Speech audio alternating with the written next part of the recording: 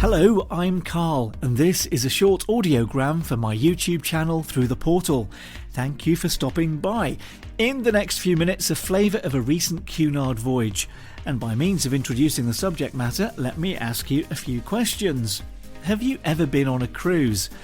And if not, have you ever been tempted by one of those short breaks which takes you from a UK port and hops over to a European destination which isn't too far away? And what about Amsterdam as a location for an excursion? Is a short cruise a wise choice for a first-timer? And indeed, is it a great way to see a place like Amsterdam? As many ships do stay overnight, allowing travellers more time to get ashore. Well, let's get the thoughts of Stuart. At the time of recording, he's been on nearly 50 cruises and recently enjoyed a few days on Cunard's Queen Elizabeth.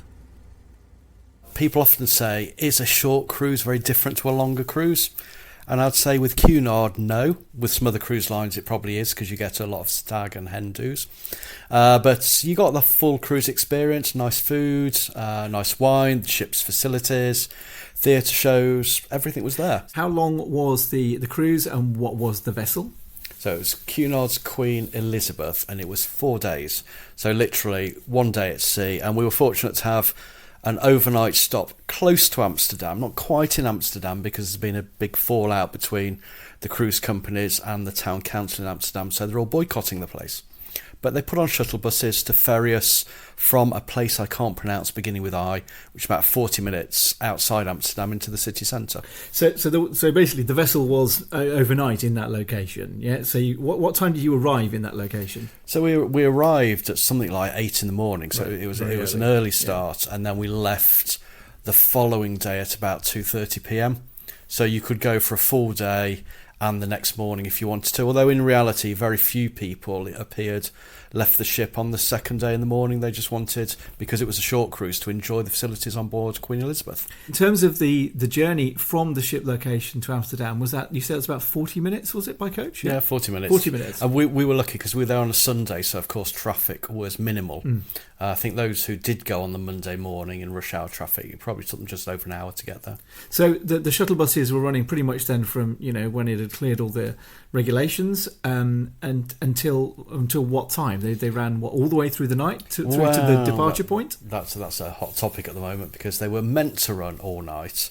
They appeared to stop at 10 p.m, which wasn't what we were expecting. Bearing in mind when a lot of people booked the cruise, as we did, you were going to dock in the centre of Amsterdam itself rather than outside, so you could just wander off the ship. That would have been like a taxi journey or a walking distance? Really? Walking distance with a big umbrella because it was very wet. Okay. 40 minutes. So there's this 40-minute overhead, getting there and getting back.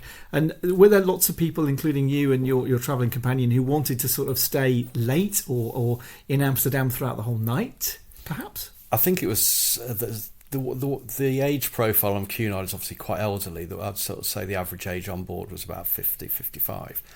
So I think it's probably more important for the crew whether they were able to go into Amsterdam to enjoy the nightlife and everything else. But we made what we wanted to of it. But it was a very wet day, so I think a lot of people were quite glad to get back to the ship rather than stay out all night.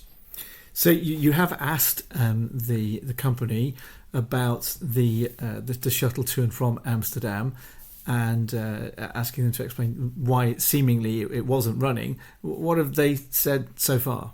Well, they sort of said it was running all night, which contradicts what was in the daily programme, which clearly states it finished at 10 o'clock. But they had an interesting response and said, there might have been a blip around 10 p.m. Okay. So we won't see how this one pans out. So you've kind of written formally through your travel agent, yeah? Yeah, because I think the trouble is with some of these really big tour companies, they forget that there's customers at the end of the day. And I think that's particularly true of the shoreside operation for the big cruise ships. Once you're on board, by and large, the staff can't do enough for you. So it's like chalk and cheese trying to deal with the landside head office compared to the great staff and the hard-working staff who are on the ships. So you got a good taste of Amsterdam, both you and your travelling companion. We did. We got the Heineken Museum, which was a great tour, a couple of hours around there. We got to taste a lot of Amsterdam bars because it was raining so heavily. You had to go door to door to keep dry. Saw the canals, and Yeah, experienced a lot of things too. The red lights area was quite quiet actually compared to times when we've been there before. I suppose the only disappointing bit was the flower market, because you expect to see the vibrant colours of the flowers and everything else, but they're changed for the bulb displays, and bulbs are brown.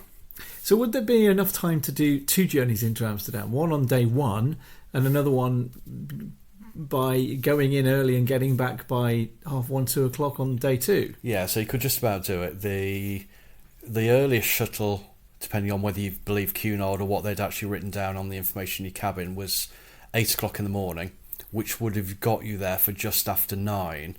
But as the last shuttle back was 1, you can't afford to wait for the last shuttle, so you'll probably have to get one about 12:30. So you could get about 3 hours there. So if you knew what you wanted to do relatively close to the drop-off point, then you could get that extra 3 hours. But as I said, a lot of people didn't bother because they'd rather spend probably 5 hours and exploring the ship a little bit more. So if somebody was considering a first ever cruise and they saw one of those little trips from Southampton over towards that part of Europe and then back again to Southampton, would you recommend it was a good thing to do as a first cruise? Yeah, as a first cruise it's great because it makes you realise whether you would enjoy 7 or 14 days on board. The atmosphere on board is very lively, which is nice. I think the only bit it wouldn't give you is the full scale of the little bits that go on longer cruises, like the officers' welcome reception and things like that. But yeah, overall, I would sort of say give it a go if you're not sure. We love to hear your thoughts too, so please comment on anything Stuart mentioned here in this audiogram.